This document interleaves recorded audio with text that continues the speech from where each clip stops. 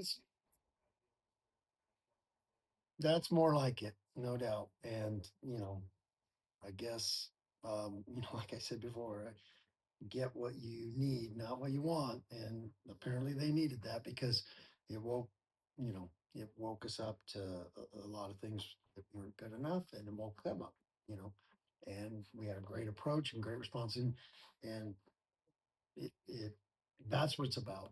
The failure is not a failure if you learn, and it's not a failure if you don't quit and surrender to it and let it beat you down. And we had the great response, and we had 3 great days of practice, and it's going to make us better because we're in it. It's not just, oh great, 3 days, good days of practice. They know what happens when you don't, and they know what happens when you do, and they like that feeling of what happens when you do. Well, just our, this program, my job is to teach these guys about total package guys. Okay. And what total package guys are is every day they show up to get better, and they show up for their teammates, and they're empathetic to their teammates, and they work hard in practice, and they work hard in the weight room, and they take advantage of all that stuff. They perform what their jobs and what they're supposed to do on the court. They're they they try so hard in the classroom. We take everything we do and do it at the highest level. And you know, I we all know that one of the guys that left here was one of the best total package guys in the history of ever. You knew what you're getting every single day. And that's what we're building here with these guys, to understand that the importance of that. And that's how a team gets better. And that's how you get better as an individual. You're not making a 10% gain one day and then down 5% the next day. No, you just show up and battle to get 1% better every day. And I think, when you look around a team and you got a bunch of total package guys, that's when you're really good. And so, that's the key to their success from here on the rest of your life, and it's the key to our team's success. Mhm.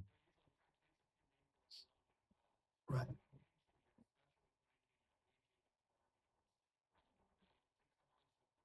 Well, they're, they've got great moxie, and to be a great player, you have to have that kind of moxie. And like they're tough kids, and they've been working and grinding and getting better. And again, like we talk about every day, AG had came into this program in the summer, and he's just worked every day to get better. And then Spence, same thing. They just keep working to get better. And things that they weren't good at in the summer, they're good at now. And it is credit to them. They're coachable. They're showing up all the time, and not, I'm saying our standard is really high for that. And when we teach all our guys that's what we do here, that's why our teams get better, because we just keep showing up and fighting no matter what the circumstances are. And, you know, man, we had tough circumstances that we created because we are the authors of our story, and that's what they learned, that it's up to us to decide. And we all decided we want to keep fighting, and we sure did. Spencer, talking with me the other day, he said that you didn't play a ton, obviously against Idaho, didn't play a ton against Washington, but yeah, he more or less said like he wasn't going to ask for anything. He was going to show up to practice and try to earn it. That's right. And even Drew kind of inferred like you should have seen him in practice like these last few days. What have you seen out of Yeah. Spencer, and how much has he just kind of gone out, almost forcing the hand to play him? No doubt. And yeah, I always tell these guys, make it so that if I sub you out, the crowd boos me. You know, and then I'm not dumb. I'm gonna keep you out there. But he's taken, he's listened to the things I've said, that, I have no idea who's gonna play what. It's not gonna be set in stone for a long time, probably. And with the versatility and the different guys that can bring different things, it might be different guys every night a little bit. And so you just keep sawing wood, keep showing up, keep getting better, listen to the message of what we're trying to do. And then that's how you get your chance. And then you go take advantage of your chance. And that's what good players do.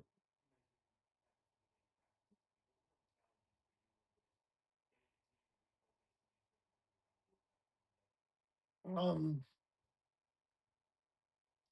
just you know, I'm coaching for the long run, so yeah, you know, you can give them fire and brimstone, and it helps in the short term.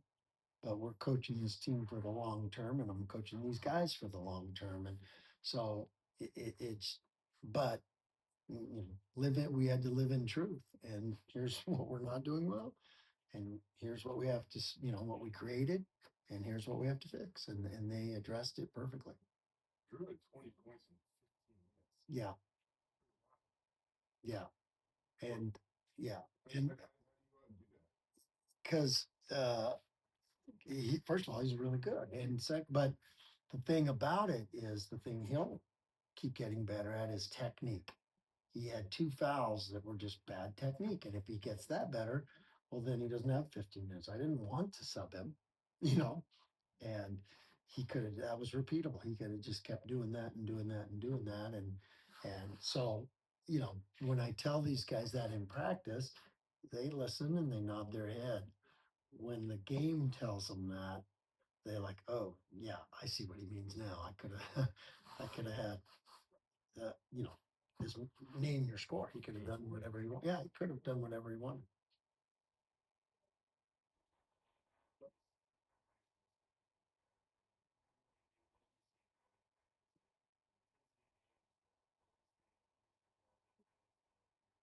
Well, I always, it's always goes back to them, because the good team will be player led, and we had that this week, way better, way better. And we had that out of, some of the veterans that have been in this program before. And, sometimes guys feel sorry for themselves or things are going bad for me. So I'm not going to talk. I'm not going to lead.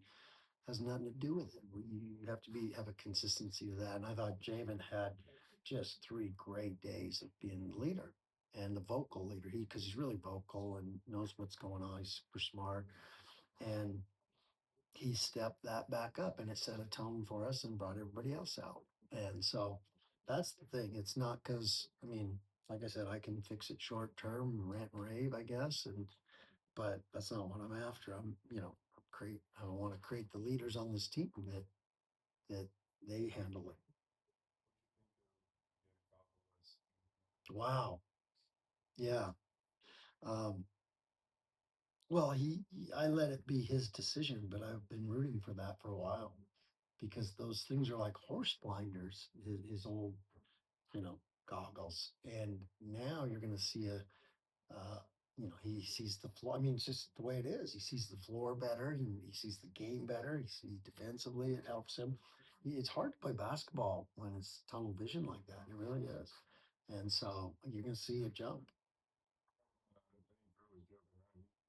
He spent quite a time in the training room, quite a bit of time in the training room trying to get his confidence or something. Yeah, he's never done that before. And when it's your first time, it can be rugged, I think. And but looked pretty good to me. Is that more like base you guys are gonna put it?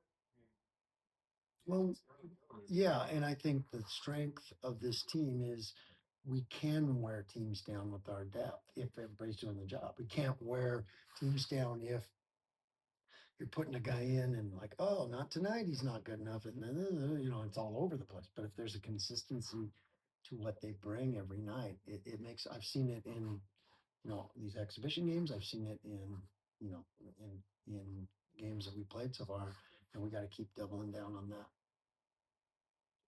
Awesome. Thanks, coach. Thank you, guys.